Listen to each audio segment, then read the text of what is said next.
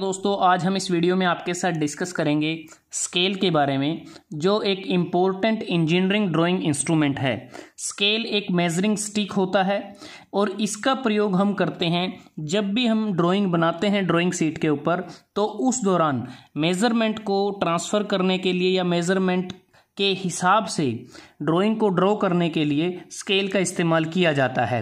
जैसा कि अगर हम बात करें, ड्राइंग बनाते समय सभी प्रकार की मेज़रमेंट, चाहे लेंथ है, ब्रेथ है, या फिर कह सकते हैं कि कोई डिस्टेंस अगर हमें ड्रॉ करना है, तो वो सभी जो मेज़रमेंट्स हैं वो हम स्केल की मदद से ही ड्रॉ करते हैं। और जैसा कि हमें पता है कि जो स्केल एक मेजरिंग स्टिक है, इससे हम जो डायमेंशन है उसको माप भी सकते हैं। और अगर इसकी कंस्ट्रक्शन की बात करते हैं, जो स्केल है ये फ्लैट हो सकता है, बेवल एज हो सकते हैं, इसके ट्रायंगुलर क्रॉस सेक्शन इसका हो सकता है। और दूसरी बात, अगर इसमें देखें जो डायमेंशंस या जो डिवीजन इसके ऊपर बनी होती हैं, ये इसमें मिलीमीटर, जैसे कि ये 1 सेंटीमीटर है और 1 सेंटीमीटर में 10 मिलीमीटर होते हैं, तो इसकी जो सबसे छोटी डिवीज़न है वो 1 मिलीमीटर की होती है।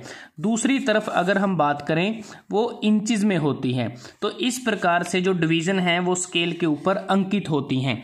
अब बात करते हैं कि मटेरियल, जो स्केल है ये वुड का भी बना हो सकता है, स्टील का भी बना हो सकता है, स्टेनलेस स्टील का भी, आइवरी का भी बना हो सकता है, जो हाथी के जो दांत होते हैं उससे भी ये बना होता है, सेल्यूलोइड या फिर प्लास्टिक, कार्डबोर्ड का भी ये बना हो सकता है।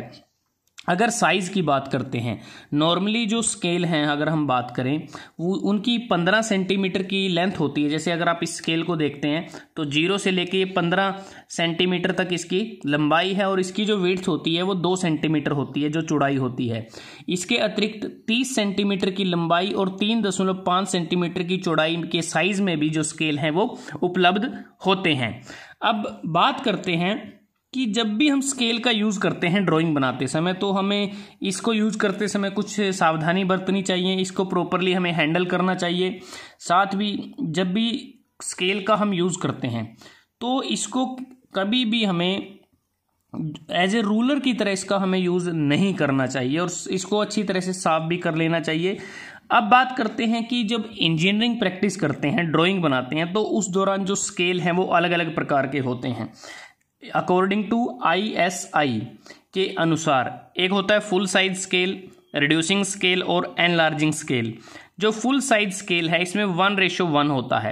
मतलब कि जो ड्राइंग शीट पर हमने 1 सेंटीमीटर की अगर डायमेंशन बनाई है, तो एक्चुअली ग्राउंड पर भी वो 1 सेंटीमीटर ही होगा। तो ये मेंशन होता है हमारे स्केल के ऊपर कि 1:1 का है या 1:2 का है, 1:5 का, इस प्रकार से। अगर रिड्यूसिंग स्केल की बात करते हैं तो 1:2, इसका मतलब ये है कि अगर हमने 1 सेंटीमीटर जो डायमेंशन है रिड्यूसिंग स्केल के आधार पर बनाई है सीट के ऊपर, तो वो एक्चुअली ग्राउंड में वो 2 सेंटीमीटर होती है।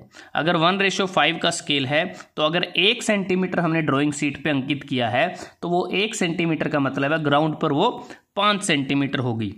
उसके बाद बात करते हैं एनलार्जिंग स्केल। इसमें होता है 10:1, 5:1, 2:1 इत्यादि। तो अगर सीट के ऊपर हमने 10 सेंटीमीटर की कोई भी डायमेंशन मेज़र की है, तो एक्चुअली ग्राउंड में वो होती है 1 सेंटीमीटर। तो इस प्रकार से जो डायमेंशंस हैं स्केल के आधार पर अलग अलग स्केल के अनुसार ये बनाई जाती हैं।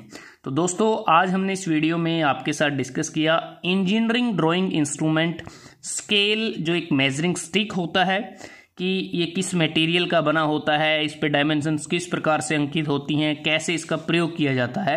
अगर आपको वीडियो अच्छा लगा, आप इसको लाइक कर सकते हैं, शेयर कर सकते हैं अपने दोस्तों के साथ, स्टूडेंट्स के साथ, और जल्दी हाजिर होते हैं एक नए वीडियो के साथ। तब तक के लिए धन्यवाद। आपका दिन शुभ रहे।